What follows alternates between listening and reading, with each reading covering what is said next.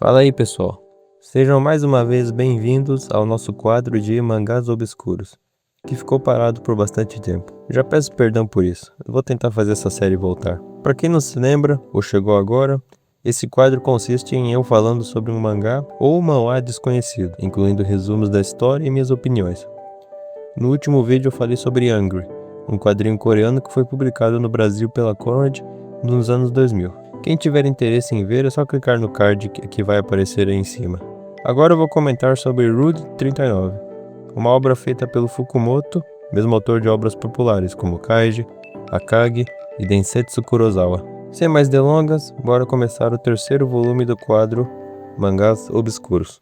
Akutari, abre parênteses, Rude 39, fecha parênteses, é um mangá de apenas 11 capítulos serializado na revista Pachinko 777. Em 1999. Essa revista é um caso interessante, pois como dá pra ver pelo nome, ela é voltada para mangás de pachinko, um nicho bem específico, mas de alguma forma ela sobreviveu de 1990 até 2017. E mesmo com todos esses anos de publicação, eu não consegui achar nenhum dos seus títulos disponível para ler. Olhando as capas anuais da revista, eu não consegui identificar nenhum mangá.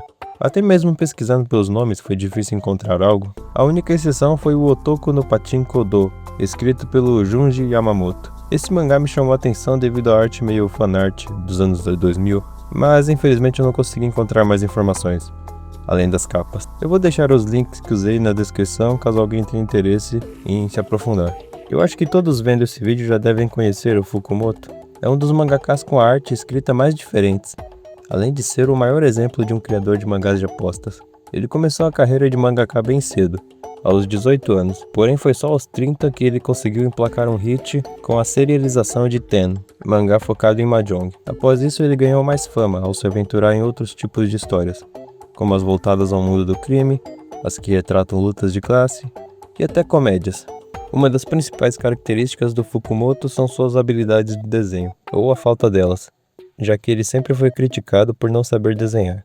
E portanto focou mais na escrita, tentando retratar o lado psicológico dos personagens e por vezes até sendo filosófico. Com o tempo a arte dele foi melhorando e hoje em dia ele consegue criar páginas não ironicamente muito boas, mas ainda mantendo o traço icônico, com personagens com queixo ponta de lança e narizes protuberantes. Antigamente ele costumava desenhar os ombros desproporcionalmente maiores que o resto do corpo, mas felizmente ele abandonou isso. E mesmo que suas histórias foquem no emocional, é muito raro ver personagens femininos nas obras dele, já tendo afirmado que o mundo dos jogos não é para elas, embora ele tenha voltado atrás com essa ideia recentemente, ao fazer Yamima no Mamiya. Rude 39 foi publicado no que eu gosto de chamar de A Era de Ouro do Fukumoto, de 1995 até 2002 mais ou menos, pois é quando ele manteve 3 de seus maiores hits em lançamento, melhorou consideravelmente suas habilidades e estava ficando cada vez mais reconhecido.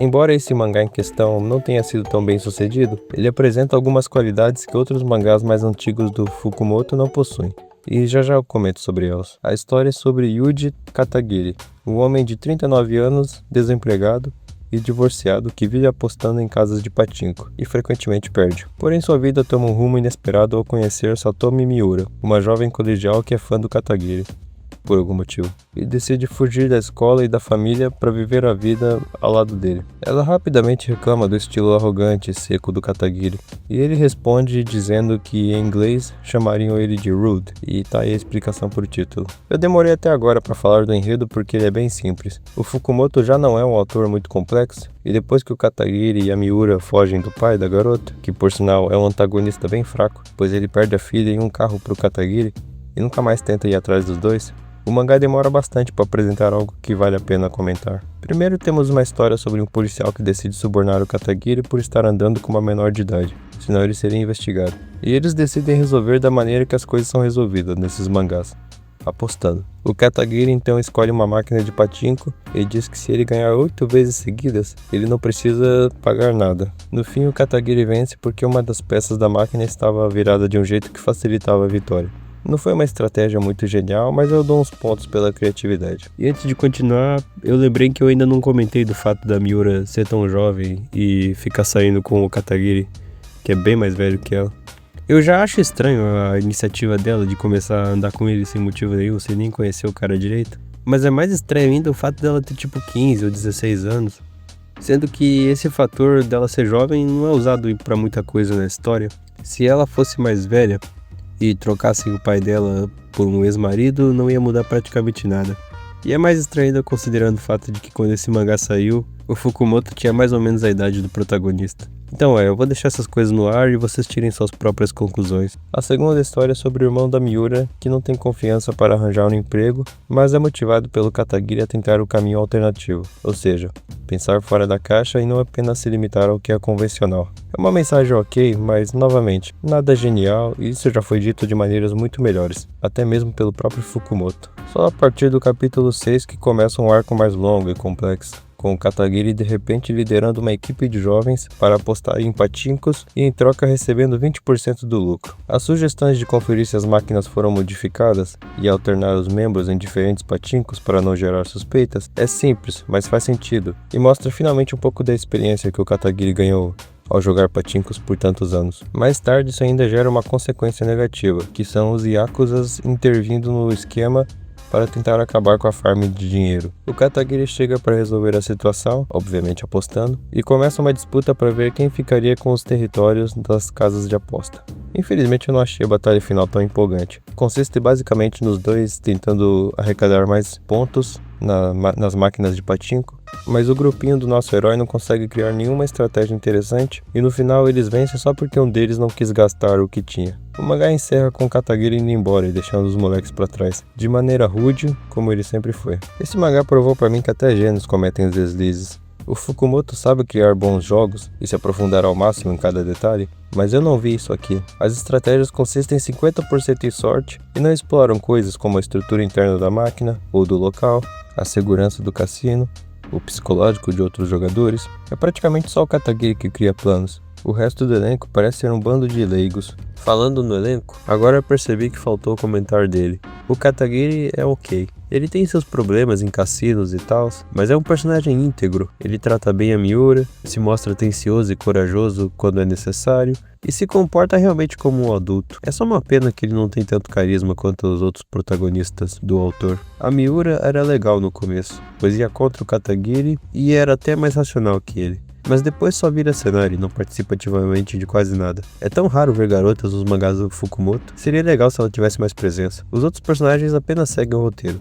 Eles não são ruins, mas também não são tão bons. Sobre a arte, eu me contive até agora de falar porque ela é realmente sem graça. É até estranho considerando que Pain-chan e Kaiji, que vieram antes, tinham painéis melhor desenhados e sombreados do que todos os capítulos de Rude 39. Parece até que o Fukumoto estava sem inspiração. Nem mesmo as metáforas visuais estão presentes aqui, o que é bem desapontante porque elas são uma das melhores coisas desses mangás. O design de personagens é ok, bem pé no chão e minimalista. Eu só não gostei que muitos parecem com outros personagens do Fukumoto. Não sei se ele se inspirou no Star System, do Tezuka, ou se o repertório artístico dele é apenas limitado. Na thumb mesmo eu coloquei o boneco do Gin Yama no lugar do Katagiri, já que esse não possui nenhuma imagem colorida. E os dois são bem parecidos. A capa do mangá possui somente um fundo rosa e uma fotografia real de alguém jogando pachinko. Esse mesmo estilo de capa foi usado no mangá Burai Nakase. Eu pessoalmente acho muito feio. Prefiro mil vezes o traço do autor nessas capas.